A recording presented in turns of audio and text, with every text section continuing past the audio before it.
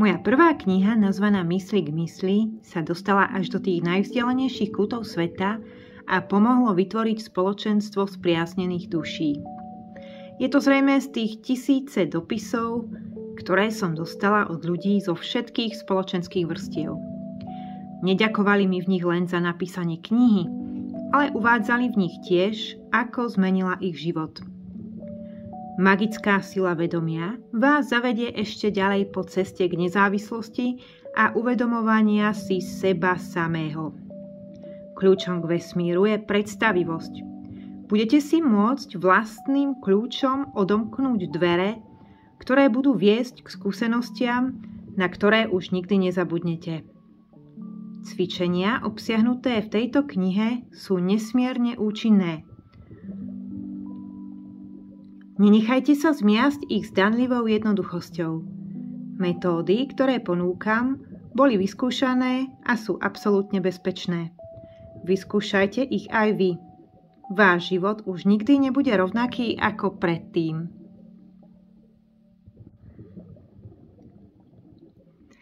Kapitola 1. Energia mysli.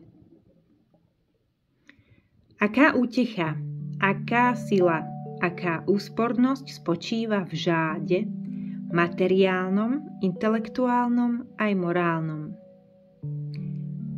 Žád znamená vedomie, kam človek smeruje a čo si praje. Dodržať svoje slovo a svoje záväzky, to je taktiež žád. Mať všetko pripravené, schopnosť využiť všetky svoje sily a zároveň mať všetko pod kontrolou, to je taktiež žád. Ovládať vlastné návyky, vlastné úsilie, vlastné priania, organizovať si vlastný život a vlastný čas. To všetko je zahrnuté pod slovom žád a patrí to k nemu. Žád znamená svetlo a mier, vnútornú slobodu a voľnosť ovládať seba samého. Žád je moc. Henry Frédéric Amiel.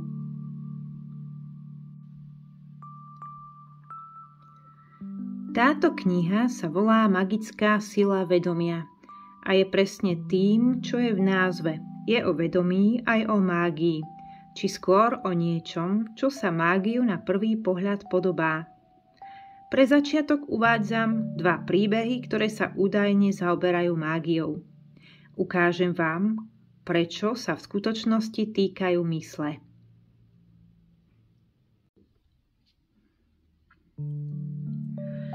Prvý príbeh je o mojom vystúpení v rozhlasovej stanici Southern Sound v Portlandu v Sussexskom Brightone, nedaleko môjho domu. Vystupovala som v populárnom programe Petera Queena, ktorý sa nazýval Na poslednú chvíľu. Jeho záujem o paranormálne javy ho viedli k tomu, že k účasti na ňom pozýval ľudí ako som ja, aby vysvetlili svoje teórie. Od tej doby sme s Peterom veľkí priatelia. Pochybujem ale o tom, že by s mojou účasťou súhlasil, keby vedel, čo sa pri tejto príležitosti prihodí, či by podobnú skúsenosť chcel zažiť ešte raz.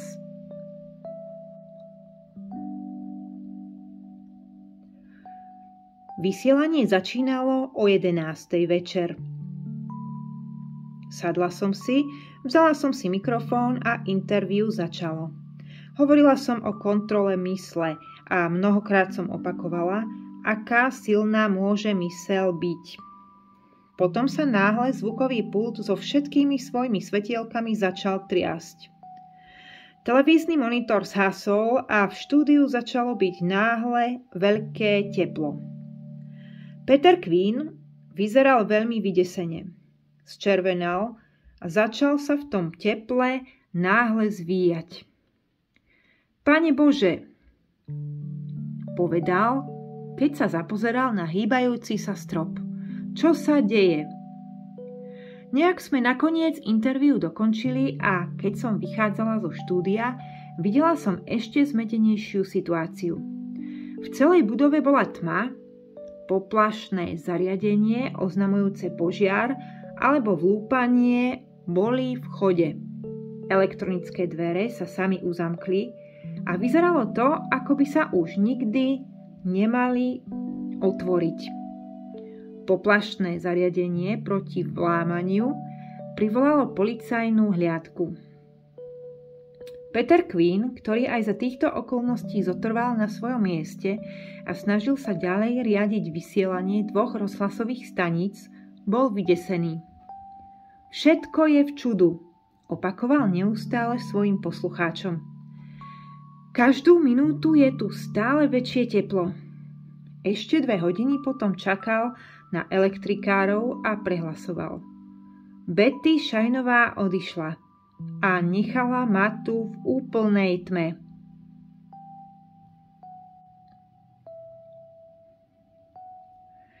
Ukázalo sa, že bol prerušený prúd v trafostanici.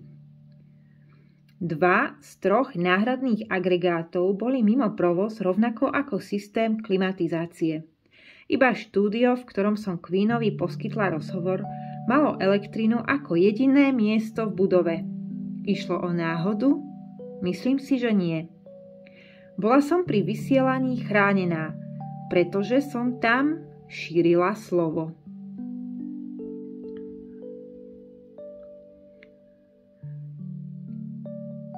Druhú skúsenosť, ešte čudnejšiu než v tom štúdiu, som zažila pomerne nedávno. Týkala sa môjho priateľa, herca Michaela Crawforda, hviezdy v hre Phantom opery.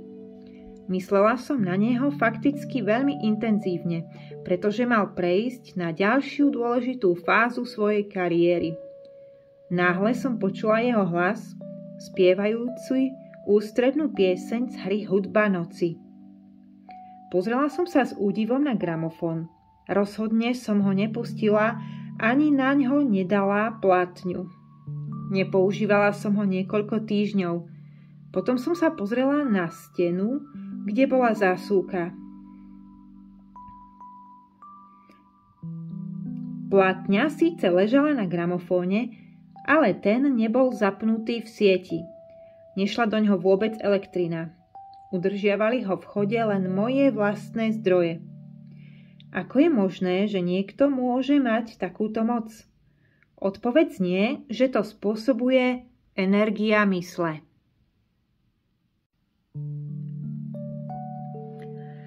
Vo svojej prvej knihe, ktorá sa volá Mysli k mysli, som vysvetlila, že okolo mojej hlavy krúži jasne biela energia, ktorá vyzerá ako vibrujúci kruh.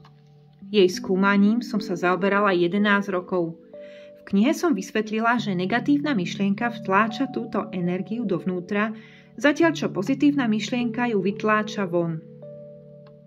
Potom ju ešte silnejšie expanduje a spája ju s univerzálnou myslou, ktorá je veľkou zásobárňou myslenia a vedomostí mimo nás. Liečba závisí na aplikácii energie mysle. Ide o prenos myšlienok, jasnozrivosť, schopnosť vystupovať ako médium. Vôbec nepreháňam, keď hovorím, že energia mysle je v našom živote zásobárňou veľkej sily. Táto sila je dokonca oveľa väčšia než sila atómu. Koniec koncov ho využíva. Rovnako ako atómu sa musí energia mysle využívať iba v prospech dobra, pretože čokoľvek vydáte, vráti sa vám 10-násobne či ešte viackrát. To je univerzálny zákon, s tým sa nedá nič robiť. Čokoľvek vydáte, bez ohľadu na to, ako dlho to trvá, sa vám opäť vráti.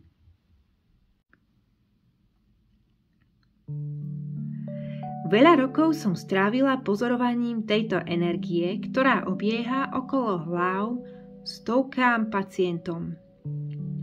Toto štúdium bolo hlavným dôvodom, prečo som napísala svoj bestseller. Chcela som sa o výsledky svojich objavov podeliť s celým svetom. Teraz moje prianie stúplo o priečku vyššie. Dúfam, že táto kniha vám umožní lepšie pochopiť energiu mysle a prečo je tak dôležité mať v živote stále len pozitívne myšlienky A prečo si nemôžete dovoliť myšlienky negatívne? Vysvetlím nielen to, ako médiá prijímajú posolstvá a poskytujú dôkazy o prežití, ako sa poskytuje liečba na diaľku, ako sa univerzálna myseľ pojí s intuíciou, ale taktiež to, ako sa môžete stať špiritistami, mať vlastné správy o prežití a poskytovať liečbu na diaľku. Až túto knihu dočítate, otvoria sa vám dvere k novému, kladnému a optimistickému životnému štýlu. Najskôr vám však chcem pripomenúť, že energia mysle ovplyvňuje každúčká vaša myšlienka. Vráťme sa teraz k nej. Keď niekto pociťuje depresiu, vyzerá to, ako by celý stred kola, o ktorom som už písala, bol vtiahnutý dovnútra. Každý, kto vie, aká silná je táto energia, sa môže len dohadovať o tlaku, ktorý musí byť vyvíjaný na mozog a na s ním súvisiajúce svaly a tkanivá. Je nebezpečný a to je len slabé slovo. Čím viac sa snažíte tento tlak odstrániť a vrátiť kruh do prirodzeného tváru, tým budete zdravší. Keď ste už od prírody typ trpiaci depresiami, prosím, aby ste sa neznepokojovali. Stále ešte je tu východisko. Keď som písala túto knihu, myslela som práve na vás.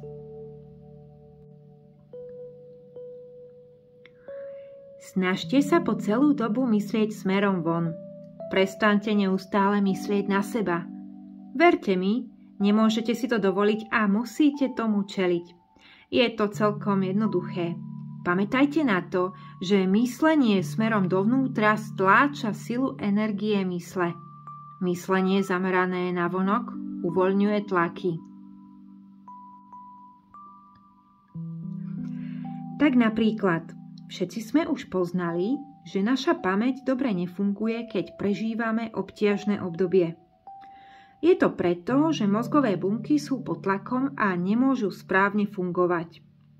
Keď tento tlak zosilnie, signály, ktoré vysiela mozog telu, aby mu umožnil fungovať, môžu byť často nepresné. To spôsobuje veľké fyzické problémy, ktorým sa súhrne hovorí psychosomatické. V tomto prípade môže liečba urobiť zázraky tým, že mozog jednoducho zabráni prekrveniu, ktoré je spôsobené energiou mysle. Teraz už vidíte, aké dôležité je mať pozitívne myšlienky a snažiť sa, aby energia mysle expandovala smerom von a mozog aj telo tak boli zbavené tlaku. Už počujem vaše námietky. Ste na tom dobre, pretože nežijete ako ja. Verte mi, môj život bol plný problémov a existuje iba veľmi málo ľudí, ktorí im dokážu utiecť. Život sám je veľmi problematický. Keby bol ľahký, nenamáhali by sme sa. Neboli by sme sa schopní posunúť dopredu. Všetci potrebujeme stimul určitej výzvy, rovnako ako okamihy kľudu. Všetko ale musí byť v rovnováhe. Preto po vás nechcem, aby ste nikdy nemali negativistické myšlienky. Chcem len, aby ste svoj negativizmus obmedzili na krátku dobu. Keď nemôžete svoj problém vyriešiť hneď, po 5 minútach vypnite. Počas týchto 5 minút môžete logicky uvažovať o situácii, ale nehovorte si, že to rovnako nedokážete zmeniť. Dajte si pohov ďalších 5 minút. Keď sa podobné myšlienky opäť objavia, snažte sa ich odohnať. Buďte pritom celkom neoblomní.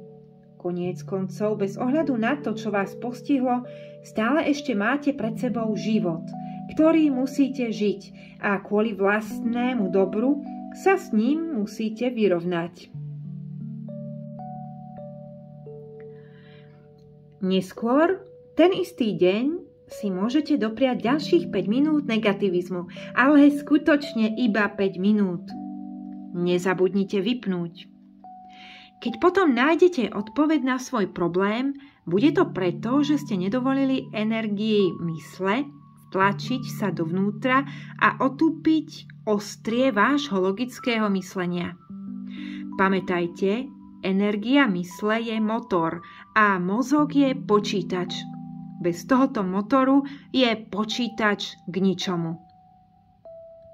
Keď to bude pre vás ťažké, vyskúšajte modelové cvičenia, ktoré nájdete na stránkach tejto knihy.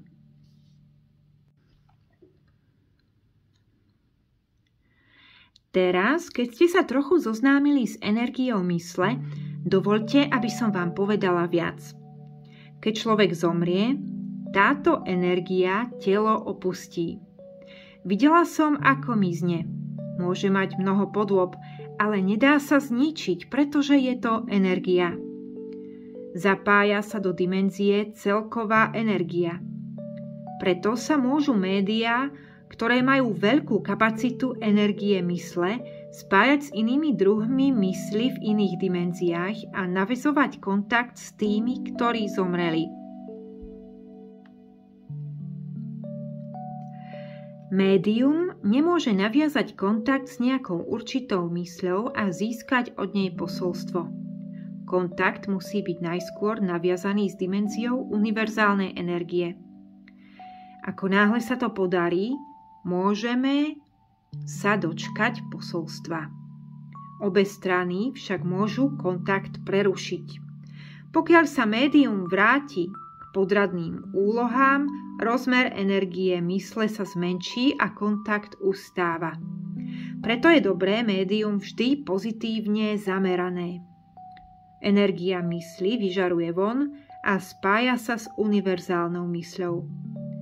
Iba posolstvá takto získané sú kvalitné. Kvantita teda nehraje žiadnu úlohu. A čo je to univerzálna myseľ?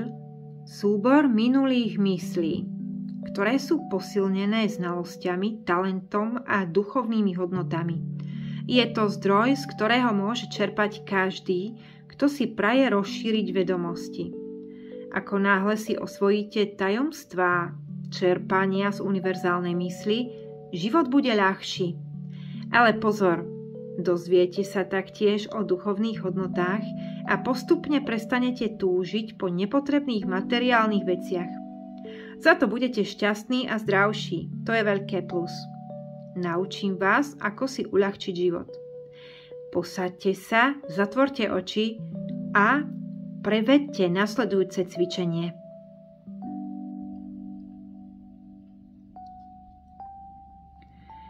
Urobte si pohodlie a uvoľnite sa. Opuste samých seba. Dovoľte aj svojej mysli, aby vás opustila a vydala sa na návštevu nejakého vzdialeného miesta, vzdialenej zeme, aby sa usadila na vrcholku hory či na mori. Načúvajte žblnkaniu vln, ktoré narážajú na pobrežie a skaly. Možno, že by pre vás bolo príjemnejšie predstaviť si, ako sa prechádzate údolím, ktoré je zaliaté slnkom. A tam rastú nádherné červené a oranžové poľné kvetiny. Nech už si vyberiete čokoľvek, dovoľte svojej mysli, nech tam chvíľku spočinie. Nezabudnite, že myseľ je energia a že ona môže cestovať kdekoľvek na svete. Myslenie je činnosť a jedinou myšlienkou ju opäť môžete uviesť v chod. Nacvičte si vysielanie energie svojej mysli a jej návrat. Budete sa cítiť veľmi ľahko, až vaše myšlienky budú od vás na míle vzdialené.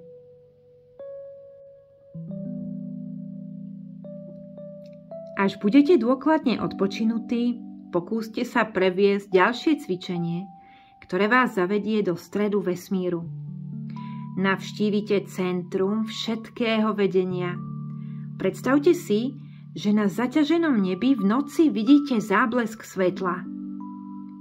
Zamerajte sa naňho A keď budete cestovať rýchlosťou blesku, uvidíte, že je stále väčšie a väčšie, až sa ocitnete na kraji tunela. Prejdete ním a dostanete sa do veľkej miestnosti, do veľkej sály vedenia, kde múdri muži budú sedieť okolo polkruhu. Je to stôl. Choďte k nemu a uvidíte stoličku.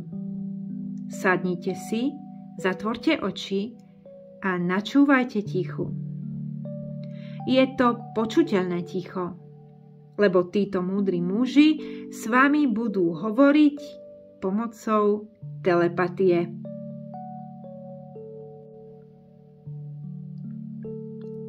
Potom oči otvorte. Váš fyzický mozog sa bude postupne naplňať znalosťami a vedením a sami budete udivení, ako vyriešite vlastné problémy. Život sa stane o niečo ľahší a zažijete pocit mieru ako nikdy predtým. Pokiaľ nie ste takejto predstavivosti schopní kvôli nedostatku vitality energie svojej mysle, to je obvyklý problém, nezúfajte. Len si uvedomte, že sa niečo takéhoto deje. Bude to mať rovnaký účinok. Náhle nabitie vedomosťami týmto spôsobom sa dá nazvať intuíciou. Nech už ste si toho vedomí alebo nie, intuícia je výsledkom spojenia s univerzálnou mysľou, a to ako úmyselného, tak náhodného. Keď má niekto pozitívnu expanzívnu energiu mysle, má silnejší a výraznejší talent. Myšlienky umelcov vždycky smerujú von. Ide o sochárov, spevákov, hudobníkov, lekárov, teda o všetkých, ktorí radšej dávajú, než berú. Čím viac šírite myšlienky smerom von, tým expanzívnejšia je energia mysle a tým väčšiu máte náväznosť na znalosti univerzálnej mysle.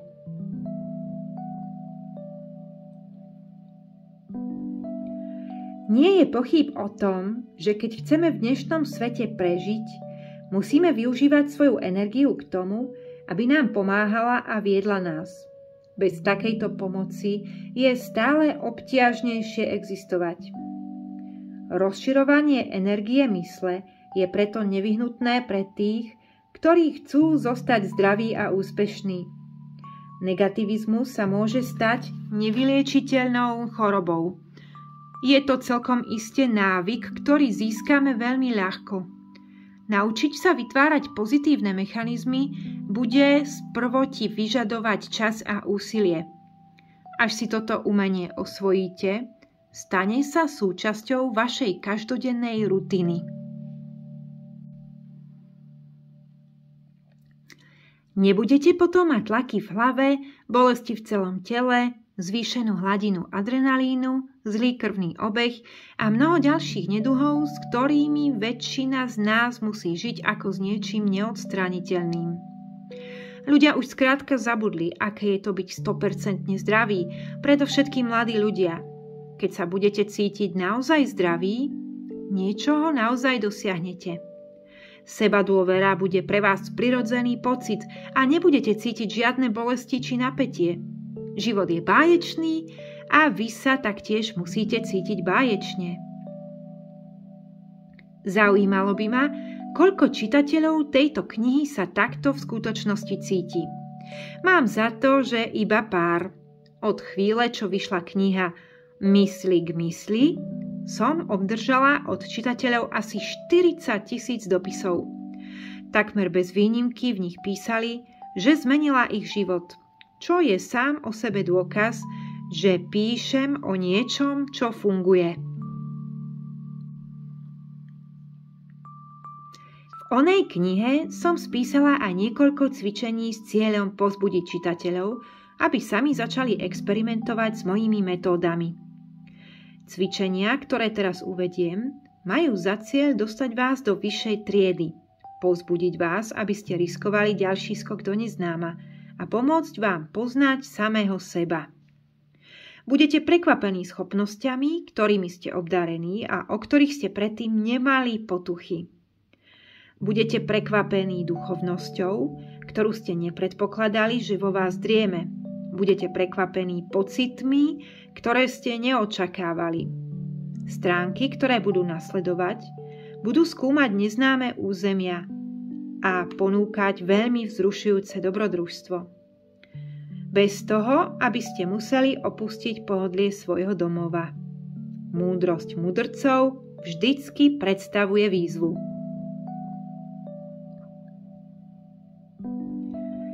Nemusí opúšťať svoj príbytok, vie všetko o vesmíre, nemusí sa pozerať z okna, pozná všetky cesty pod nebesiami.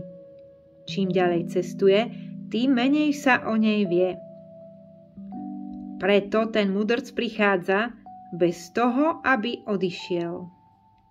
Vidí všetko bez toho, aby sa pozeral, nerobí nič, ale pritom získava všetko. Tchao Tche Ching. Tchao Tche Ching samozrejme hovorí o mysli. V oných dobách toho vedeli o sile mysle veľa. Spomeňme na stavbu pyramíd, na objavenie poludníkových priamok v akupunktúre, na Stonehenge postavený bez modernej technológie, na obrovské vysoké pieskovcové valóny, na to impozantné zoskupenie kameňov, z ktorých každý váži 50 tón. 30 z nich bolo pôvodne usporiadaných do kruhu, ktorý mal polomer 1000 stôp, vo vnútri ktorého bolo 60 modrých kameňov. Každý mal váhu 5 tón. Ako sa podarilo tieto valóny opracovať? Sú tak tvrdé, že žiadna dnešná oceľ ju ani nepoškrabe. Myslíme si, že pokiaľ ide o technológiu, sme ďaleko pred mudrcami. Ale verte mi, v mnoho smeroch za nimi zaostávame celé svetelné roky. Ako to, že všetky kostoly v Británii sú postavené tam, kde sa zbiehajú geodetické priamky.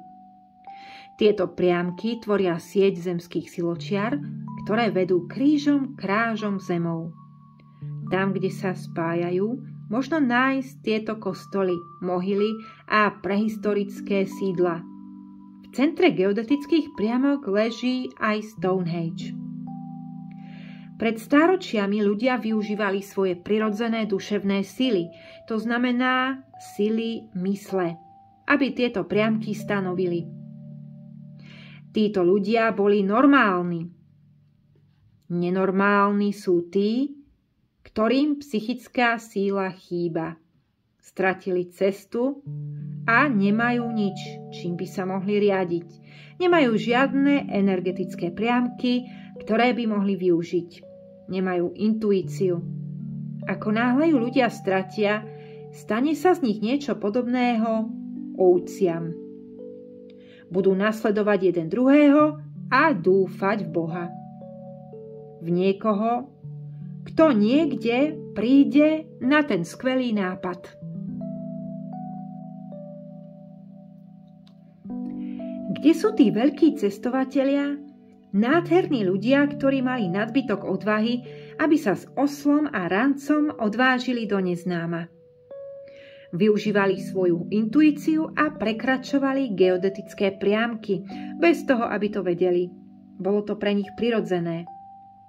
Nesnažili sa zmeniť ľudí, ktorých objavili, ani ich životné prostredie. Chceli len vidieť a stať sa súčasťou niečoho nového, pre nich cudzieho, a aj keď si mysleli, že je to necivilizované, niečoho vzrušujúceho.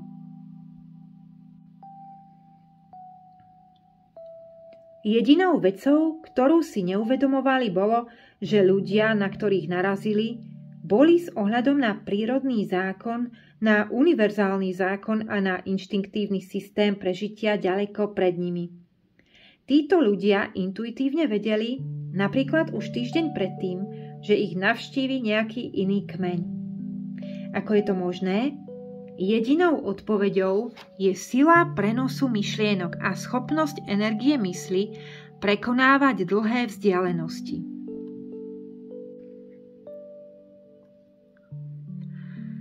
Rada by som vám krátko povedala niečo o Sri Satya Sai Babovi, pozoruhodnom mužovi a svetcovi, ktorý každý deň v roku prevádza zázraky. Týmto zázrakom boli prítomní čestní a mocní mužovia z celého sveta.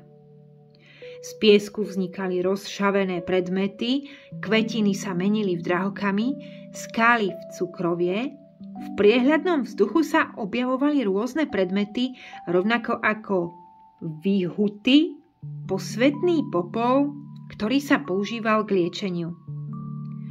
Túto knihu by som mohla celú vyplniť jeho zázrakmi. Ale namiesto toho sa zamerám na jediný príbeh.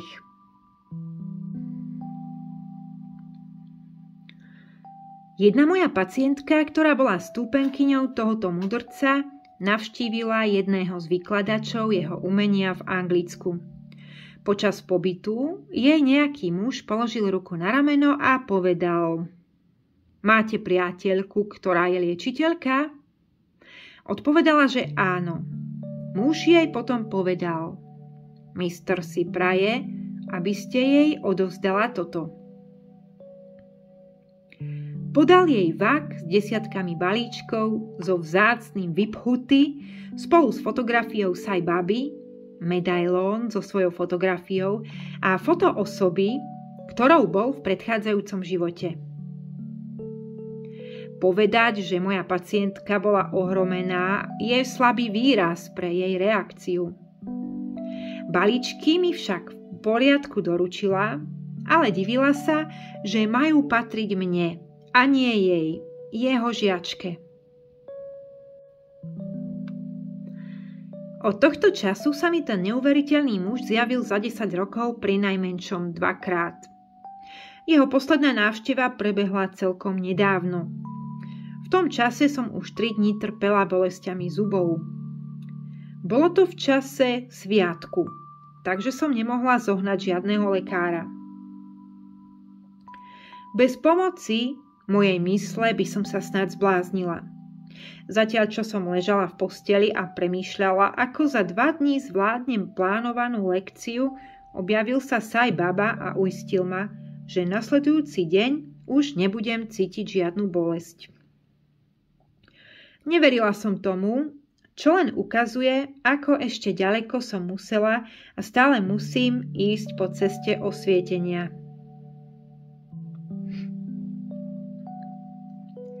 Nasledujúce ráno som stále ešte mala bolesti a hovorila som si: čo je s tým proroctvom? Moja dcéra Janet, ktorá nie je profesionálnou liečiteľkou, ma prišla navštíviť a ja som jej povedala: pozri sa, viem, že nie si liečiteľkou, ale prečo ma pomocou svojej duševnej sily nevyliečiš? Urobila to a bolo to zázračné vyliečenie.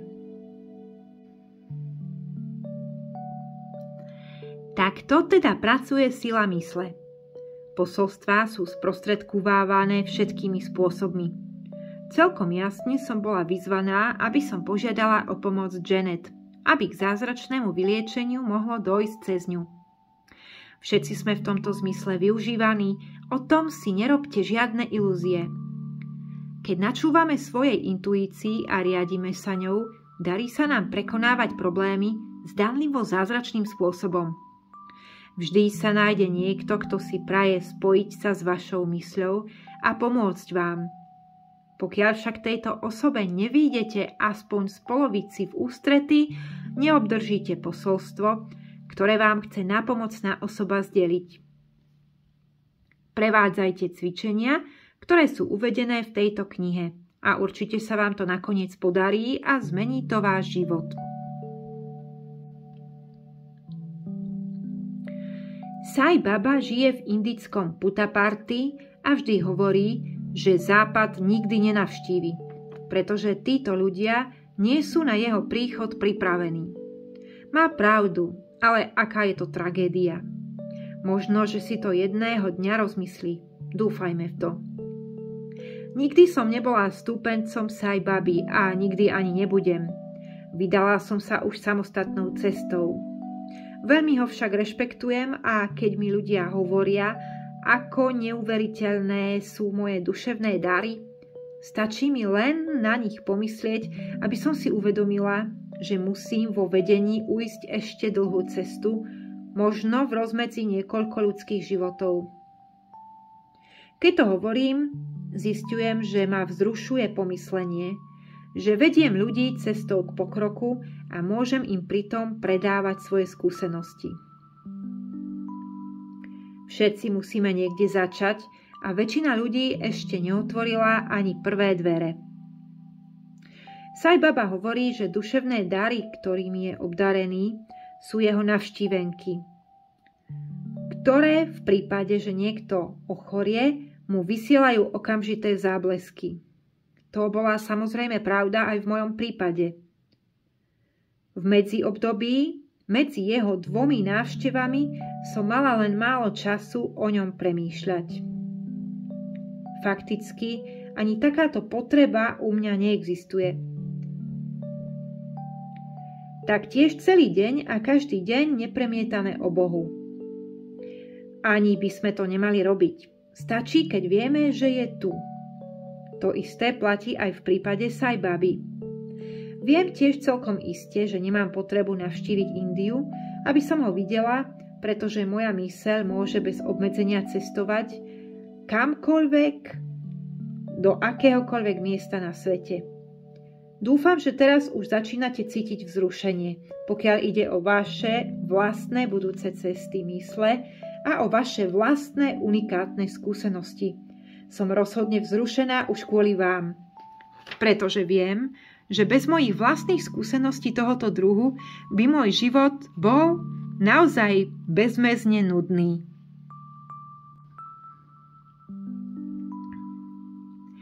Preto je podľa môjho názoru škoda, že vedci sa zaoberajú len materiálnym svetom. Ich myseľ je otvorená len na poli. Myseľ niektorých je dokonca úplne uzavretá. Keby mohli rozšíriť svoju myseľ, možno, že by našli spôsob, ako zachrániť našu planétu. To sa im ale nepodarí do tej doby, dokiaľ nebudú na svet nahliadať ako na jeden celok. Viem, že niektorí vedci túto bariéru prekonali, ale výsledkom bolo, že sa im ostatní vedci vyhýbali.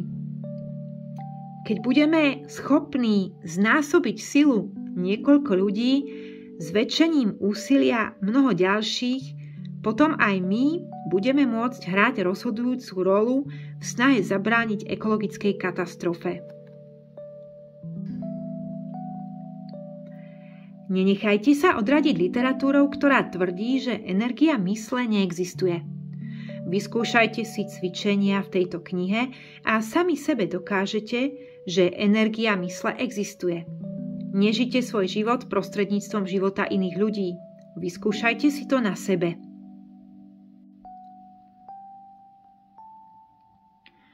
Vo svojej prvej knihe som vysvetlila, že dnes je v stále väčšej miere prijímaná teória o existencii energetického systému vo všetkých jej rôznych prejavoch. Z toho vychádzajú mnohé alternatívne či doplňujúce liečebné metódy, napríklad akupunktúra, aplikované už po stáročia. Ďalším príkladom sú ľudia ako ja, ktorí trvale každý deň využívajú zázrakov, vychádzajúcich z energetických skúseností a využívajúcich ich, teda z akejsi mágie, ktorou je v skutočnosti myseľ. Okrem pozitívnosti, ktorá energiu mysle rozširuje a poháňa vpred, energia mysle vyžaduje ešte jednu aktivačnú a kontrolnú silu. Touto silou je predstavivosť.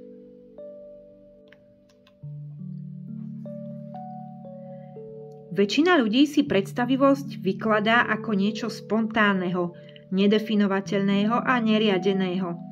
Predstavivosť, o akej hovorím ja, je presný opak vyššie uvedeného. Predstavivosť, to je vytváranie predstav, je tvorcom a šíriteľom energie mysle. Sami ju nechávate pôsobiť a kontrolujete ju. Vôbec ju nenechávajte, aby si robila, čo chce. Naopak posilňujte a rozširujte ju všetkými možnými spôsobmi.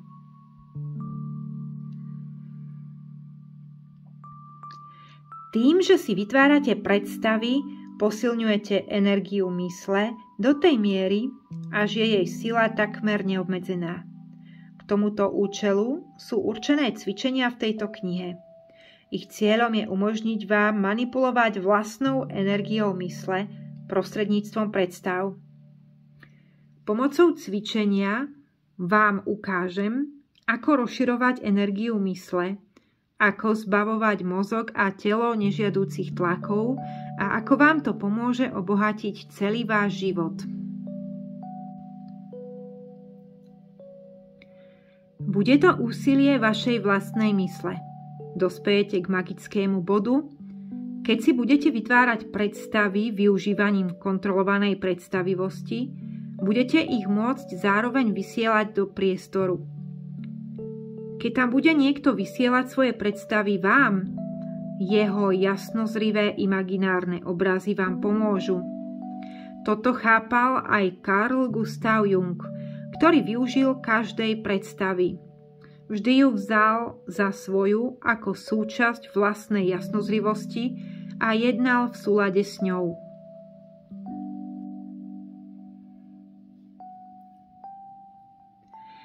Táto kniha vás naučí aj mnoho ďalším cvičeniam, ktorých výsledkom bude, že energia vašej mysle zázračne vzrastie. V týchto dôležitých lekciách je všetko, ako vhodne odpočívať, čím doplňať jedálniček, ako sa spriateliť s našim skvelým životným prostredím a ako sa nespájať s ľuďmi, ktorí usilujú o jeho zničenie. S pomocou cvičení sa dozviete, ako získavať znalosti z univerzálnej mysle a obohacovať vlastný život vo všetkých jeho aspektoch.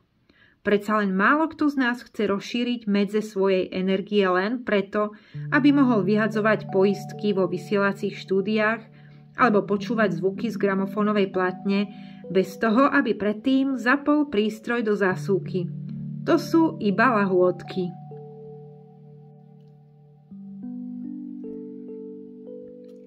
Cieľom tejto knihy je zapnúť vás v celkom inom zmysle. Kontrolnou silou energie mysle je predstavivosť. To je taktiež kľúč k vášmu šťastiu, zdraviu a úspechu. S jej pomocou môžete zapustiť korene hlboko do zeme, ako by ste boli veľkým dubom. Takže až nastanú zlé časy, nepodarí sa nikdy korene vyrvať zo zeme. Stanete sa nezávislými. Budete mať slobodu myslenia, slova a činov. Postupom času sa stanete lepším, láskavejším, viac duchovnejšie založeným človekom. Budete žiť v súlade s prírodou, svojou rodinou a svojimi priateľmi. Nemusíte mi veriť. Vyskúšajte moje metódy a uvidíte. Toto je alchymistická kniha v štýle brožúrok Urob si sám. Je to ucelená príručka svojpomoci tela a mysle. Zaručujem, že až ju dočítate, budete udivení tým, akým človekom ste sa stali. Nedisciplinovaná myseľ bude vždy služobníkom disciplinovanej mysle. To je ďalší univerzálny zákon. Zaistite, aby vaša myseľ bola disciplinovaná. Keď sa predstavivosť správne využíva, môže zmeniť naše životy. Hneď zajtra s ňou môžeme začať pretvárať svet. Môžeme s ňou taktiež vyhrať vojnu proti chorobám v sebe a u iných ľudí. Pretože medzi tým, čo môžeme zmeniť, je náš a ich bunkový systém. V nasledujúcej kapitole si povieme, ako prebieha liečebný proces.